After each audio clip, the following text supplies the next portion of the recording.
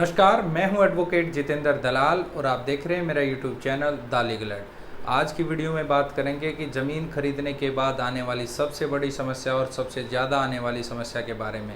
देखिए क्या होता है कि आमतौर पर जब भी कोई ज़मीन खरीदते हैं तो उसके टाइम पे कुछ पार्ट पेमेंट दे देते हैं और उसके बाद एग्रीमेंट कराने के बाद रजिस्ट्री कराने के लिए 2 महीने, 4 महीने या 6 महीने का समय लिया जाता है, जिसके बाद रजिस्ट्री होनी होती है।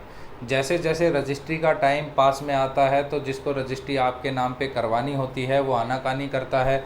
उसके पीछे रीज़न कुछ भी हो सकता है कि उसके मन में लालच आ गया हो सकता है कि ज़मीन के भाव बढ़ गए हों, इस वजह से वो नई रजिस्ट्री कराना चाहता हो।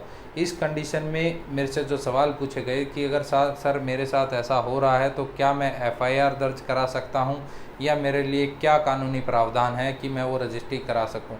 तो चलिए इसी टॉपिक पर वीडियो को शुरू करते हैं। इससे पहले अगर आपने मेरे चैनल को सब्सक्राइब नहीं किया है तो प्लीज़ मेरे चैनल को सब्सक्राइब करें ताकि आने वाली हर एक वीडियो आपको सबसे पहले मिल सके। देखिए आमतौर पर यही प्रैक्टिस है और बहुत सारे लोग ऐसा ही करते हैं कि उन्होंने कोई ज़मीन खरीदी है तो ख़रीदते समय वो उसके लिए कुछ पार्ट पेमेंट करते हैं।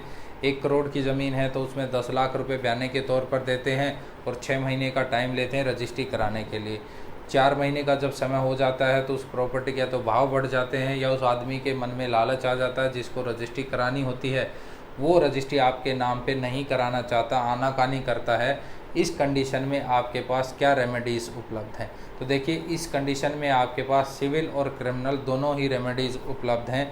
सबसे पहले अगर मैं बात करूँ सिविल रेमेडीज़ के लिए तो आपके पास सिविल रेमेडीज़ क्या होगी। अगर यहाँ पर देखिए सिविल रेमेडीज़ में भी 2 कंडीशन हो सकती हैं कि आप अगर पैसा जो आपने दिया है 10%, 20% या जो भी अमाउंट आपने बयाने के तौर पर दिया है, वो पैसा अगर आप वापस लेना चाह रहे हैं, उस आदमी से संबंध नहीं रखना चाह रहे, उस प्रॉपर्टी को नहीं लेना चाह रहे, तो आप क्या कर सकते हैं, आपको रिकवरी सूट फाइल करना पड़ेगा जो अमाउंट आपने दिया था।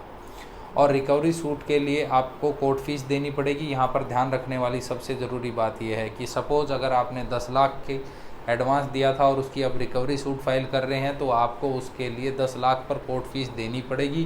कोर्ट फीस जमा कराने के बाद ही आपका 10 लाख का रिकवरी सूट चलेगा। इसके अलावा जो दूसरी सिविल रेमेडीज़ आपके लिए उपलब्ध है, स्पेसिफिक परफॉर्मेंस का सूट आपको फाइल करना पड़ेगा।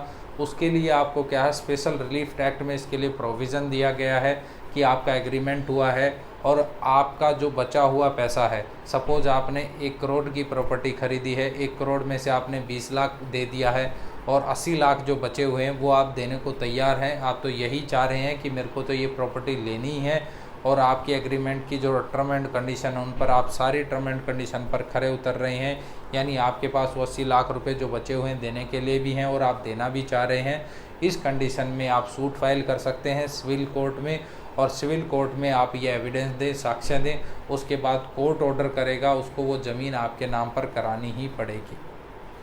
इसके अलावा एक और रेमेडीज़ आपके पास उपलब्ध है जो कि क्रिमिनल रेमेडीज़ के रूप में मैं आपको बताना चाह रहा हूँ कि क्रिमिनल आप क्या कर सकते हैं। बहुत सारे सवाल ये भी थे कि क्या सर मैं एफआईआर दर्ज करा सकता हूँ। तो एक एफआईआर जो है क्रिमिनल नेचर के अंदर आती है, तो मैं आपको बताना चाह रहा हूँ कि आप इसमें 420 और 406 आईपीसी के तहत एफआईआर दर्ज करा सकते हैं, जिसमें आपको 7 साल तक की सज़ा का प्रावधान दिया गया है। अगर कोई व्यक्ति आपके साथ धोखाधड़ी, क्योंकि उसने ये एग्रीमेंट किया था कि ये पैसा जो बचा हुआ है वो लेने के बाद मैं आपकी रजिस्ट्री आपके नाम करा दूंगा, लेकिन वो अब नहीं करा रहा है, आपके साथ धोखाधड़ी की है, तो 420 और 406 के तहत उसके खिलाफ़ एफआईआर दर्ज हो जाती है। लेकिन ये मामला प्रॉपर्टी से संबंधित है, आमतौर पर इसमें एफआईआर जो दर्ज पुलिस वाले आराम से नहीं करते हैं। इस कंडीशन में आपके पास क्या रेमेडीज़ हैं? तो इस कंडीशन में आपको क्या करना होगा, अगर पुलिस आपकी कंप्लेंट पर एफआईआर दर्ज नहीं कर रही है, ये कह रही है कि तो प्रॉपर्टी का डिस्प्यूट है, आप सिविल कोर्ट में जाएं, तो उस कंडीशन में आपको अपने जो आपका क्षेत्र है वहाँ के एसपी साहब को इस बारे में लिखित शिकायत देनी है। और अगर वहाँ शिकायत देने के बाद भी आपकी शिकायत पर कार्रवाई ना हो, एफआईआर दर्ज ना हो, तो 156(3) में आप वकील साहब के पास आकर प्राइवेट कंप्लेंट डालकर भी उस व्यक्ति के खिलाफ़ एफआईआर दर्ज करा सकते हैं।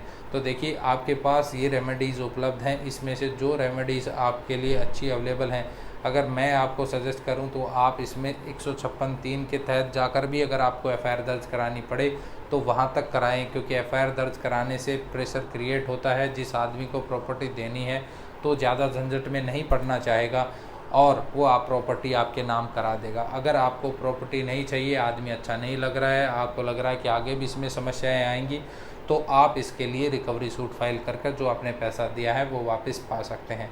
उम्मीद करता हूं कि आपको मेरी वीडियो पसंद आई होगी। अगर आपको मेरी वीडियो पसंद आई है तो प्लीज़ मेरी वीडियो को लाइक करें। अगर आपको मेरी वीडियो पसंद नहीं आई हो तो प्लीज़ मेरी वीडियो को डिसलाइक करें। जय हिंद, जय भारत।